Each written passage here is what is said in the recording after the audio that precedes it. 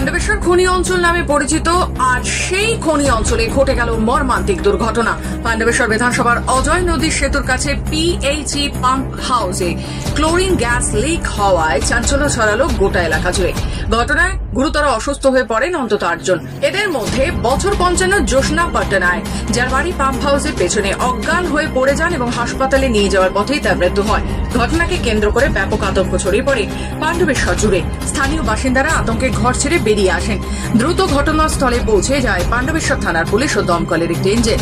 PHE দপ্তরের আধিকারিকেরা উপস্থিত হয়ে পরিস্থিতি নিয়ন্ত্রণে আনার চেষ্টা চালাচ্ছে। আশেপাশের এলাকায় গ্যাস ছড়িয়ে পড়ায় বেশ কয়েকজনকে বেসরকারি নার্সিংহোমে ভর্তি করা হয়। চিকিৎসকেরা জানিয়েছেন বর্তমানে আক্রান্তরা আপাতত বিপদমুক্ত। রবীন্দ্রবাবু জানান, তিনি এই বিষয় সম্বন্ধে কিছুই জানতেন না। যখনই জানতে পারেন তিনি তখনই আসেন। তবে কিছুটা যাওয়ার পর তিনি বুঝতে পারেন যে বিপদ ঘটার সেটা ঘটে গেছে, ভেতরে ঢোকার সম্ভব নয়। দুঃখের বিষয় হলো এই ঘটনায় মারা গিয়েছে একজন এবং অনেকে আহত হয়েছে। অন্যদিকে যমুনা ধীবর কি বললেন শুনে নেব। আমি তো ভেতরে ছিলাম না, কিভাবে কি ঘটনা ঘটেছে আমি জানি না। আমি খবর পেলাম ভেতরে গ্যাস লিক করেছে। আমি জাস্ট খবরটা নিতে গেছিলাম। আমি ওই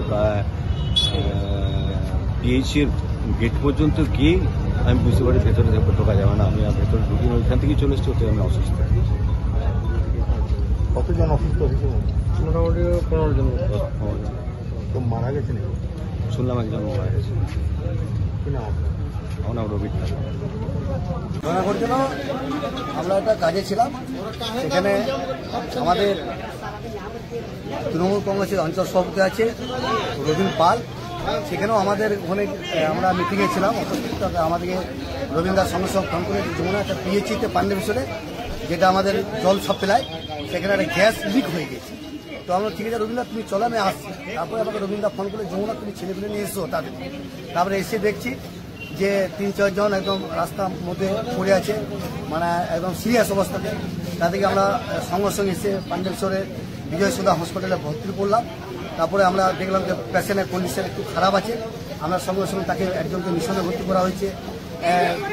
আমাদের দুর্গাপুরে বিধাননগর হসপিটালে 2-3 জনকে ভর্তি করা হয়েছে। দুর্গাপুরে এমএলএ হসপিটাল আসানসোলে সেখানে 2-3 জনকে ভর্তি করা হয়েছে। এইভাবে আর বিজয় সুধা 1-2 জন ভর্তি আছে। প্রশাসনকে খবর দিই, ঘাটে আমাদের পুলিশ ক্যাম্প ছিল, সঙ্গে সঙ্গে পুলিশ চলে এসেছিল। তারপরে আমাদের ফায়ার ব্রিগেড গাড়ি ঢুকলো, সেখানে জল দিয়ে নিয়ন্ত্রণ করার চেষ্টা করছে এবং আমাদের সমস্ত আমাদের এখানকার লোকাল যারা ছেলেরা আছে সঙ্গে সঙ্গে সেখানে ঘটনাস্থলে পৌঁছে আমরা অনেকটা রিকভারি করেছি। এই পর্যন্ত এই ঘটনা ঘটেছে পাণ্ডবেশ্বরে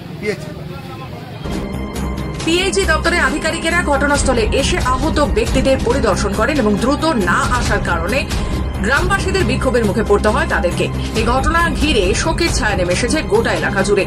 অন্যদিকে কি কারণে হঠাৎ এই গ্যাস লিকের ঘটনা ঘটল তা নিয়ে ইতিমধ্যেই শুরু হয়েছে তদন্ত। হঠাৎ এমন দুর্ঘটনায় এলাকা জুড়ে চরম আতঙ্ক ও ক্ষোভের পরিবেশ তৈরি হয়েছে। তদন্তে নেমেছে পাণ্ডবেশ্বর থানার পুলিশ। পাণ্ডবেশ্বর থেকে অনন্ত রুই দাসের রিপোর্ট, অ্যাক্টিভিস্ট বাংলা।